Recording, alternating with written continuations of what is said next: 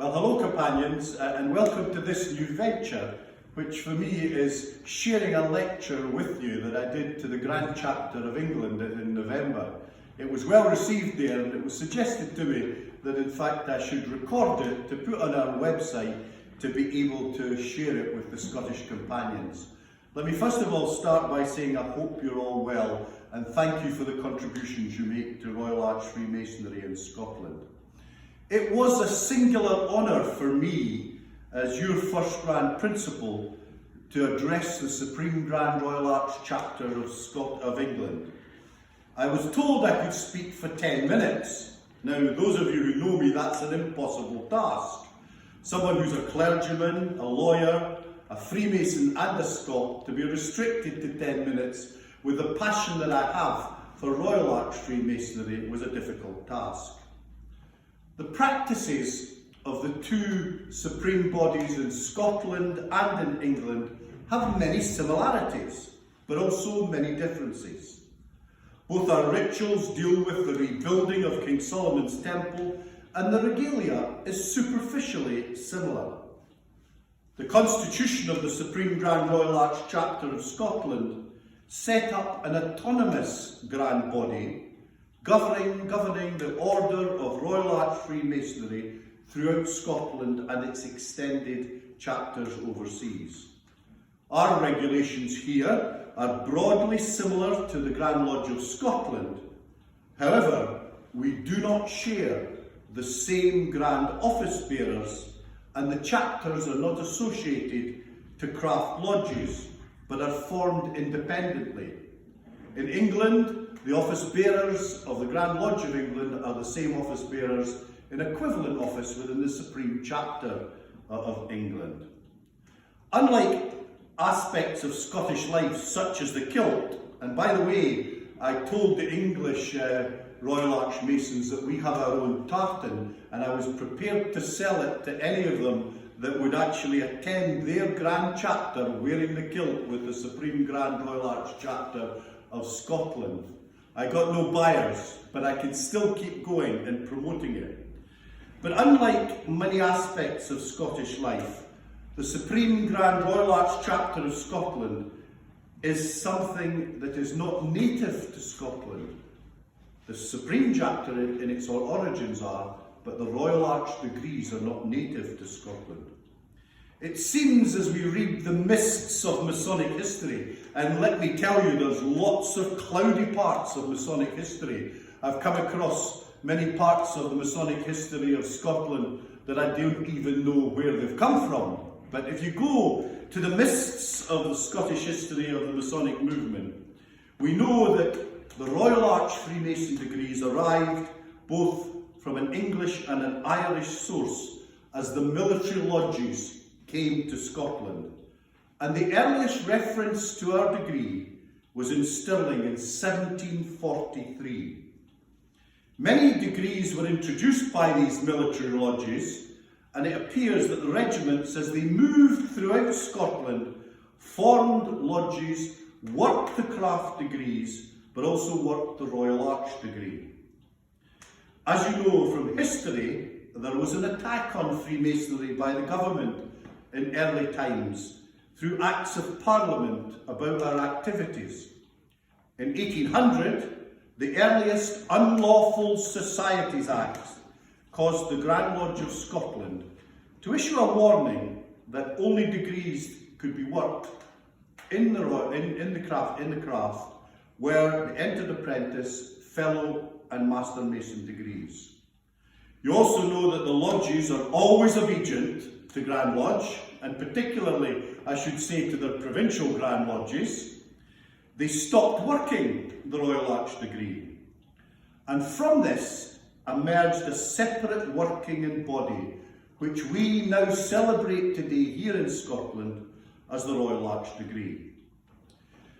In 1815, Alexander Duker, a soldier, convened a special committee, and all the bodies in Scotland working the Royal Arch degrees were contacted with a view of taking control of the degree and forming a grand body. Unlike Freemasons in general, there was not much that could be agreed.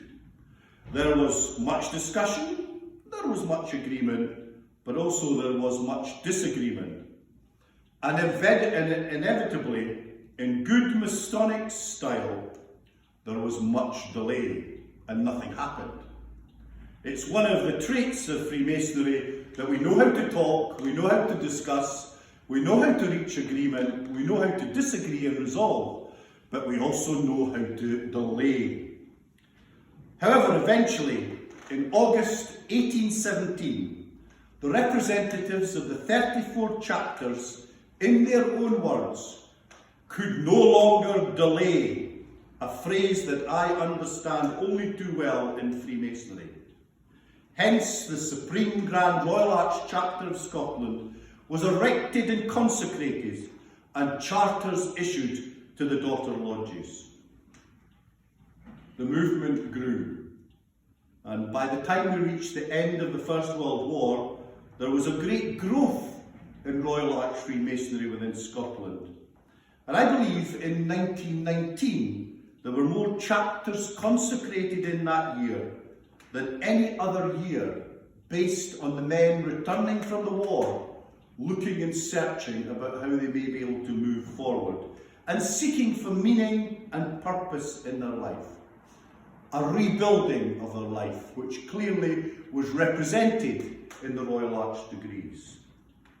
At the height of Royal Arch Freemasonry in the 1960s, there were many bodies, and then there was a period of changing developments and environments. At present, we have 317 active lodges, and 159 of them are overseas, 166 lodges and councils of the Royal Arch Mariners, and 144 cryptic councils. Originally, the membership of the Royal Arch degree was restricted to past masters and reigning masters only, but this was thought to be too prohibitive, and it was abandoned. A good principle that things that inhibit the growth of Royal Arch Freemasonry sometimes must be abandoned, and they must be abandoned so in fact we can move forward. If we kept to the same principles that they did with only past masters and masters entering them, we would have been a much poorer organisation today. Our ritual, as you know, is somewhat different from the ritual of the Irish and the English constitutions. But in all of these constitutions, you would be able to follow the workings. On the border between Scotland and England, there is many welcome visitors back and forward that promote this order on both sides of that border and enrich the meetings. I dropped into a Scottish border chapter on my way somewhere south, and was surprised to see how many Royal Arch Masons from the north of England were attending that chapter. A real good strength and a good idea of what visiting and support should be. In 1916, the Cryptic Council's degrees came under the jurisdiction, and the same year, the workings of the Royal Arch Mariners. These degrees peculiarly remain regulated by the Supreme Grand Royal Arch Chapter of Scotland. Now here we are, companions, at the end of 2019, about to move in to 2020, and we're trying as a degree and as an order to make an impact on Scottish life and to uphold the very sensitive and sensible ideas of rebuilding both our own companions as individuals and also our organisation.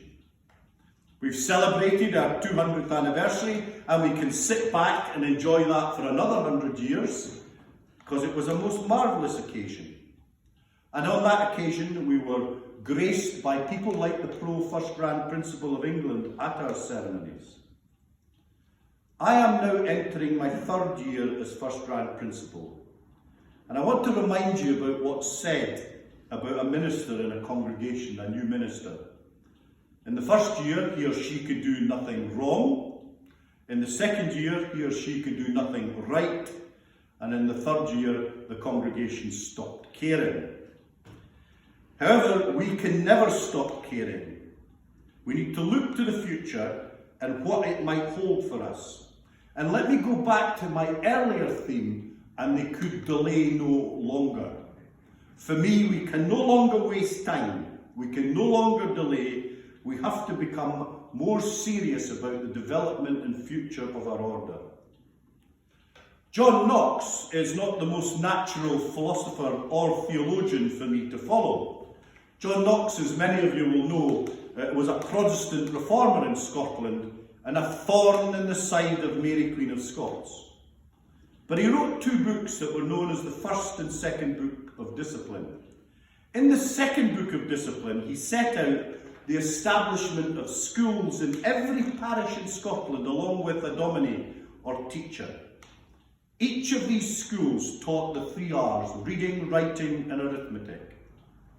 Through this movement, there was a national cover. The basic tools of education were put in place. Many of them were required for the emerging intellectual movement in Scotland known as the Scottish Enlightenment, which brought forward figures such as Adam Smith, the founder of modern economics. Knox's ideas are still relevant for us today. 1, we need to keep up our national coverage. The closure of chapters needs to stop, and we need to make sure we've got the chapters in the right places to meet the right candidates as they come in through the arch into our degrees. As part of that coverage, though, the Scots have always been great people for going out and carrying the message of Scotland overseas. We need to value, grow and establish our international chapters as well. They're as much part of the Scottish Constitution as here in Scotland. We need to educate. That's 2. And I elaborated that theme recently at the 100th centenary rededication of the Cryptic Council held in Bridge of Allan. But we also must need to look at the bigger picture. We in the Supreme Grand Royal Arch Chapter of Scotland have begun our sojourn for the way forward, and we've called it Through the Arch. Through the Arch. And we're committed to maintain national coverage with our chapters and the opportunity for new chapters to emerge or to be revived of old chapters where appropriate. We have too expressed our 3 R's. First R is respect. Not the reading, writing and arithmetic of John Knox, but the 3 R's of Royal Arch Freemasonry. The first is respect. We're committed to our traditions, our practices, our high standard of ritual and the message of rebuilding that is conveyed through our degrees.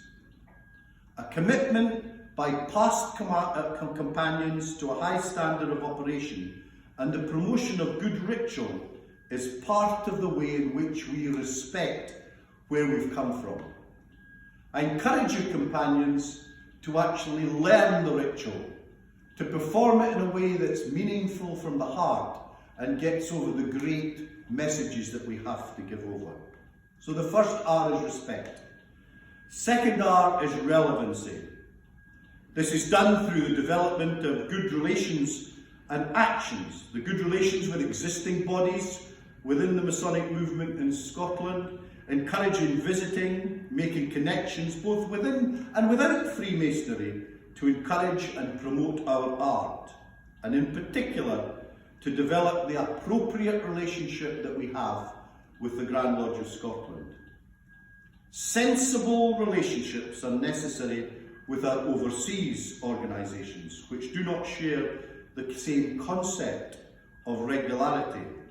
But here in Scotland and here in the United Kingdom, we have a strong sense of what regular Freemasonry is about. However, too, for you as individual companions within your chapters, relevancy means engaging with your communities. Someone recently said they were surprised that I stood up at a dinner of over 650 people in Glasgow, and my first statement was, I know about 300 of you, because I am a Freemason. They thought that was a strange thing, or maybe an unusual thing to say. But for me, to tell people I'm a Freemason is nothing that I have any reservation about doing, and defending the great ritual and teachings that we have, particularly of our order of rebuilding. So relevance is important, getting out there and sharing what we have, and overcoming some of the difficulties that might be there and challenges for our organisation. In my office as Lord Lion King of Arms, I recently did a lecture tour of Australia and had a great time, as you would well imagine. Came across a number of Freemasons, but one of the most exciting bits for me is I came across a young Freemason in, I think it was Melbourne, but it could have been any of the cities because I was so dizzy with running up and down the coast giving lectures, who asked me to do a webinar. Now, I had no idea what a webinar was. And this webinar linked me to 500 young Freemasons under the age of 30 throughout the world. Australia, America, Britain, Iceland, and one from Germany. Lots of questions, lots of searching, lots of challenge. And after 2.5 hours, I had to lie down and have a whiskey, simply to recover from it. So it was exciting to engage, to believe that out there is 500 young Masons prepared to actually come together in a webinar regularly to talk about the relevancy of Freemasonry. I intend to do another from here in Scotland in the near future. And the final R for me, and you'll be pleased to know I'm coming to an end, my final R is renewal. There is still space to seek ways to do things in a new way. If we continue to do them as we're doing, I think that we basically may end up just diminishing the Royal Arch craft in the long run.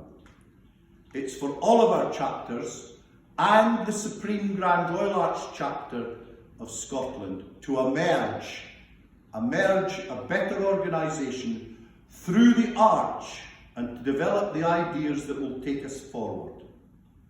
This concept of renewal cannot be more firmly based on the whole idea of rebuilding and rediscovering, which is the key and centre of our order's teaching. The nurturing of our order with the themes of rebuilding and renewal will be essential for future development. I look forward to working with you, companions, in the years ahead to do this and to actually spread the good news of the Royal Arch Freemasonry here in Scotland. Thank you.